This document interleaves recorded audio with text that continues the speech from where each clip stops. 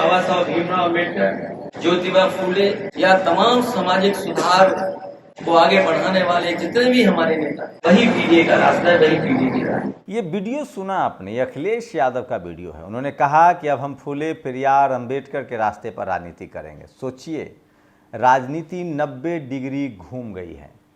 अब इस देश में बगैर दलित, पिछड़े, आदिवासी, किसान, अल्पसंख्यक महापुरुषों के विचारों पर चले राजनीति नहीं हो सकती है। सवाल है कि अब धीरे धीरे ही सही सोशल जस्टिस की लड़ाई जो है वो तेज हो रही है। आप जब देखेंगे, झारखंड हो या महाराष्ट्र हो या यूपी हो, हर जगह दलित पिछड़ों का दबदबा बन रहा है। और जिनकी 90% संख्या है, अब जनगणना कराइए या न कराइए, बिहार में नीतीश कुमार और आरजेडी की सरकार ने जो जनगणना कराया था, लोग उसको माइलस्टोन मान रहे हैं। और अब धीरे धीरे जाति जनगणना के आंकड़े को लेकर दलित पिछड़े के नाम पर राजनीति शुरू हो गई है। मैं फिर कह रहा हूँ, लेकिन SC ST OBC समाज को अभी भी सावधान रहना होगा और समझना पड़ेगा कि कौन सिर्फ नारेबाजी कर रहा है और कौन उसको अमली जामा पहनाएगा। नमस्कार, मैं शंभू कुमार सिंह और आप देख रहे हैं नेशनल दस्तक। आज की बड़ी खबर, महाराष्ट्र और झारखंड में चुनाव हो रहा है। इसी के साथ पूरे देश में बाईपोल इलेक्शन भी हो रहा है। सारे नतीजे 23 तारीख को आएंगे। पहले ले चलते हैं आपको महाराष्ट्र। महाराष्ट्र में कांग्रेस की बदमाशी अभी भी थमने का नाम नहीं ले रहा है। पहले उन्होंने कहा कि 85-85-85 पर लड़ेंगे, लेकिन उनका 85 का आंकड़ा भी अब फेल होने लगा है। और अभी भी शिवसेना, उद्धव ठाकरे, कांग्रेस और शरद पवार की पार्टी के बीच तनातनी जारी है। 288 की विधानसभा है महाराष्ट्र में। एक चरण में चुनाव होने हैं। 20 नवंबर को वहाँ वोटिंग होगी, 23 नवंबर को वहाँ वोट डाले जाएंगे। अगर आप वर्तमान नज़रिए से बात करें तो वहाँ बीजेपी लीड लेती हुई दिख रही है, क्योंकि बीजेपी ने अपने गठबंधन के झगड़े को आगे नहीं आने दिया है। टीवी उसके पास है, अखबार उसके पास है और दिलीप मंडल जैसा सलाहकार भी उनके पास है। दिलीप मंडल को काम दे दिया गया है पहले की तरह ही। तमाम कांग्रेस के राज में जो SC ST OBC पर अत्याचार हुआ है उसकी बमबारी होगी, अखबारों में एडवर्टीजमेंट दिए जाएंगे, सोशल मीडिया पर कैंपेन चलाया जाएगा। सवाल है कि कांग्रेस का 60 साल का पाप इतना बड़ा है और UPA 2 का पाप इतना बड़ा है कि उसको बीजेपी के मुकाबले आप ढक ही नहीं सकते हैं। और उसके बाद दिलीप मंडल जैसा नैरेटिव चेंजर जब उनके पाले में चला जाए तो आप क्या कीजिएगा। तो अभी भी उद्धव ठाकरे, शरद पवार और कांग्रेस जो है वो प्रकाश अंबेडकर या BSP को अपने साथ लाने के लिए तैयार नहीं है। इसका मतलब है कि फिर से उनको हरियाणा और महाराष्ट्र, हरियाणा और मध्य प्रदेश वाला झटका लगना जरूरी है, क्योंकि बीजेपी के पास आज सोचिए, आज बाबा सिद्दीकी का बेटा NCP में शामिल हुआ। NCP कौन?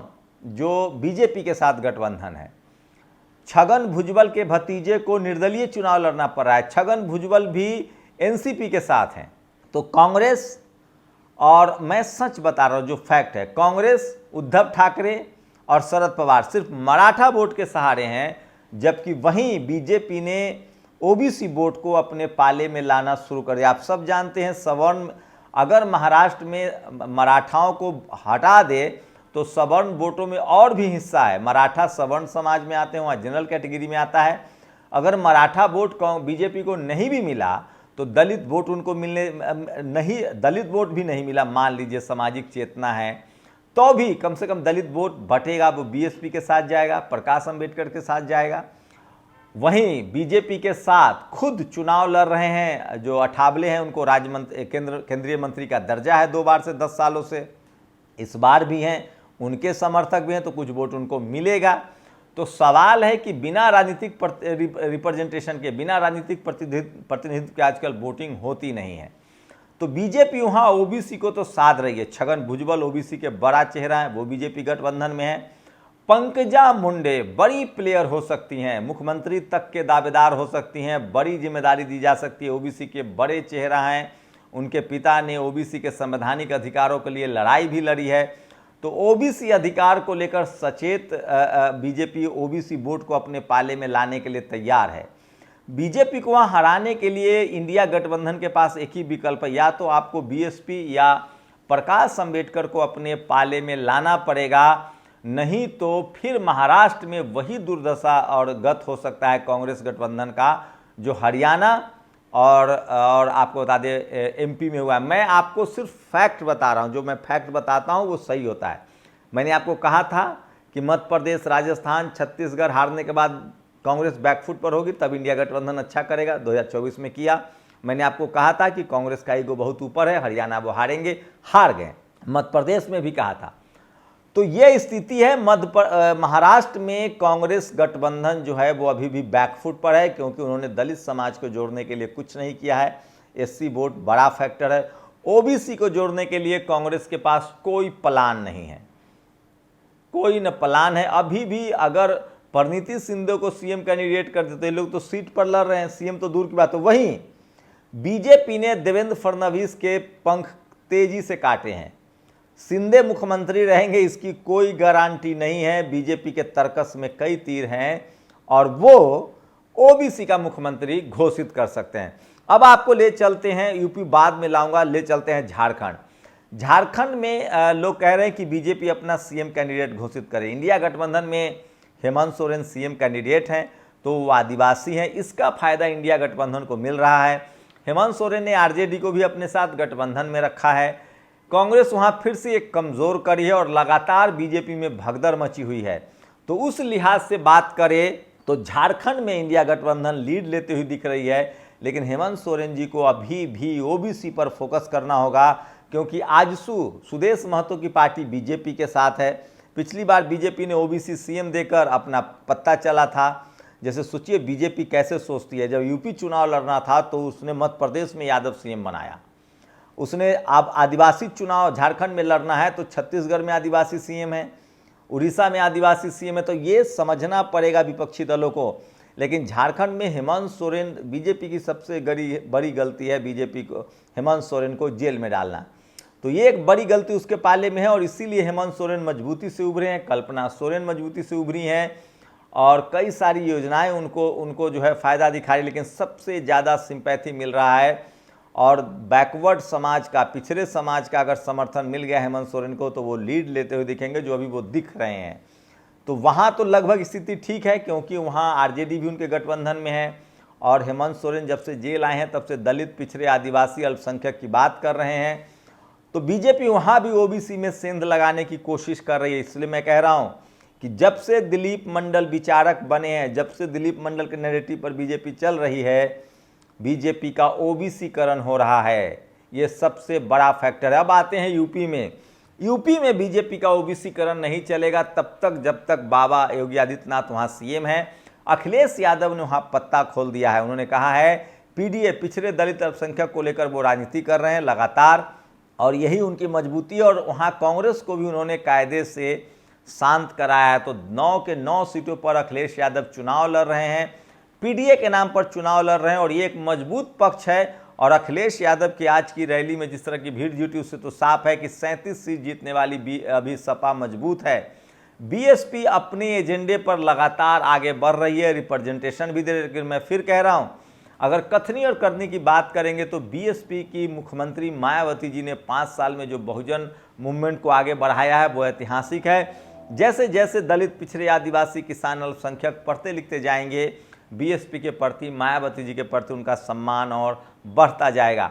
अब आपको ले चले राजस्थान। राजस्थान में कांग्रेस के लिए नरेश मीणा बड़ा नासूर बन गए हैं। वो एक युवा चेहरा हैं, बड़े नेता हैं, उनको फिर से टिकट नहीं दिया गया। उन्होंने निर्दलीय अपने आप को मैदान में उतारा है। तो ये है कांग्रेस की हकीकत। और कांग्रेस फिलहाल सामंजस्य नहीं बना पा रही है। और कांग्रेस में हर राज्य में कांग्रेस के साथ दिक्कत ये है कि उनके पास जो पॉलिटिकल नेता हैं वो सबसे ज़्यादा बेलगाम हैं, वो कंप्रोमाइज़ करने के लिए तैयार नहीं। और अभी भी कांग्रेस दलित, पिछड़े, किसान, आदिवासी, अल्पसंख्यकों को भागीदारी देने के नाम पर पीछे हट रही है और यहीं पर बीजेपी लीड लेते हुए दिख रही है। लेकिन सवाल वही है कि जिस तरह से 60 साल में दलित, पिछड़े, किसान, आदिवासी, अल्पसंख्यकों को कुछ नहीं मिला, बीजेपी में भी जिस तरह से सवर्णों का तुष्टीकरण हुआ, ये बात अब दिलीप मंडल ने नरेंद्र मोदी तक खबर जरूर पहुंचा दी है कि आपके साथ दोनों चीज़ नहीं हो सकता, आप नौकरी भी न दें और सवर्णों का हिस्सा भी लूट लें। अभी भी मैं 2 दिन से देख रहा हूं दिलीप मंडल ने बीजेपी के इस एजेंडे को तैयार कर दिया है कि आपको मुसलमान तो वोट नहीं देगा धार्मिक वजहों से, इसलिए वो जामिया का मुद्दा उठा रहे हैं कि जामिया मिलिया में रिजर्वेशन SC OBC का क्यों नहीं है, AMU में रिजर्वेशन क्यों नहीं है। लेकिन दिलीप मंडल ने बीजेपी को ये भी समझा दिया है कि आपको मुस्लिम अगर वोट नहीं दे रहा है तो SC ST OBC तभी वोट देगा जब वो वाला टिकट आप SC ST OBC को देंगे, और साथ में आपको SC ST OBC को रिप्रेजेंटेशन भी देना पड़ेगा, उनके संवैधानिक अधिकारों के पक्ष में भी बोलना पड़ेगा। आज दिलीप मंडल ने एक पोस्ट लिखा कि रिजर्वेशन हटाने का प्रावधान तो संविधान में कहीं है ही नहीं, तो कांग्रेस वाले कैसे कह दिए कि संविधान हटाएंगे। तो एक बार फिर से राहुल गांधी पर दिलीप मंडल ने अटैक करना शुरू कर दिया है। प्रधानमंत्री का ट्वीट हो या भाषण हो, हरियाणा जीतने में दिलीप मंडल की बड़ी भूमिका थी। उन्हीं के नैरेटिव पर हरियाणा में कैंपेन चला और SC ST OBC को जोड़ने की जो कैंपेन है वो दिलीप मंडल ने अपने हाथों में लिया है और उनके पास नैरेटिव भी है। और 60 साल तक कांग्रेस ने जिस तरह से सवर्ण लीडरशिप को पोसा है, पाला है, सवर्ण आइडियोलॉजी को पाला पोसा है, वो उसके पीछे पड़ा हुआ है। और दिलीप मंडल को पता है कि कब कब्र से मुर्दे उखाड़ने हैं और कब्र कब्र में मुर्दे को दफनाना है। तो SC ST OBC वाले तमाम मुद्दों को वो कब्र से उखाड़ रहे हैं और कीमत कांग्रेस के जो 60 साल के जो पाप हैं उसकी कीमत उसको चुकानी पड़े। उसके बाद भी अभी भी कांग्रेस के पास जो 2-3 बड़े OBC थिंक टैंकर हैं, SC समाज के थिंक टैंकर हैं, उनको जगह नहीं मिल रही है। चाहे वो अनिल जय हिंद हो, चाहे वो अशोक भारती जैसे लोग हो जो थोड़ा बहुत, रतन लाल को उन्होंने दरकिनार कर दिया, सूरज मंडल को दरकिनार कर दिया, ये वो लोग थे जो उनको SC ST OBC के नैरेटिव समझा रहे थे। फिलहाल इंडिया गठबंधन में अखिलेश यादव ने दलित पिछड़े SC ST OBC पर अपना जो है वो प्लानिंग जो है वो धीरे धीरे आगे बढ़ा रहे हैं, क्योंकि लक्ष्मण यादव जैसे उनके अब सलाहकार हैं जो उनको समझा रहे हैं सोशल जस्टिस के मायने में। फिर कह रहा हूँ, कोई भी पॉलिटिकल पार्टी हो अब SC ST OBC के बगैर राजनीति नहीं होगी। आपकी क्या राय है? अपनी राय हमें ज़रूर बताइए। शुक्रिया। नेशनल दस्तक की आपसे गुजारिश है कि अगर इसको बचाना चाहते हैं तो नेशनल दस्तक को सब्सक्राइब करने के लिए रेड कलर के सब्सक्राइब बटन को दबाएं, फिर बेल आइकन की घंटी दबाएं। नेशनल दस्तक को बचाने के लिए बहुत जरूरी है कि हर खबर को शेयर करें, लाइक करें, कमेंट जरूर करें।